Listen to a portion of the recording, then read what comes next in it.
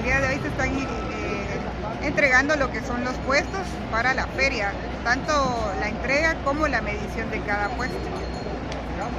¿Se hacen presente todos los comerciantes, los que venden aquí en la terminal, licenciada? Sí, así es. El día de hoy se están haciendo presentes todos los comerciantes que se instalan durante la feria acá en el espacio de la terminal. Se están dando los lineamientos que por favor se les hacen las recomendaciones con respecto a la basura, que no se quiere basura tirada en las calles, porque se les está asignando un camión específico para que ellos puedan depositar la basura.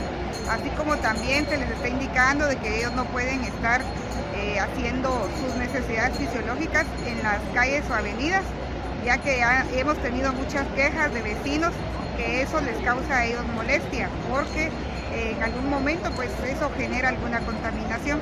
Entregando los puestos ya para la feria, ¿verdad? Que se están ya los compañeros aquí, los amigos, los hermanos de Quetzaltenango, de otros departamentos que hoy pues nos visitan acá y son parte importante, ¿verdad? Para que la feria se vea pues bonita, se vea de una forma muy especial y pues aquí están ya los señores ya listos para recibir los espacios que les corresponden.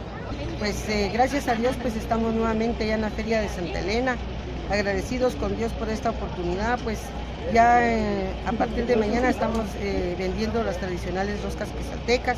Deseamos para cada uno de los quichelenses que pasen una feliz feria agostina, deseándoles que gocen en la espiritualidad con Santa Elena de la Cruz, invitándolos a que vengan porque esta feria va a ser de mucha alegría y de mucha bendición espiritualmente para aquellos que están dentro de la iglesia, invitando a todos los alrededores de Santa Cruz del Quiché.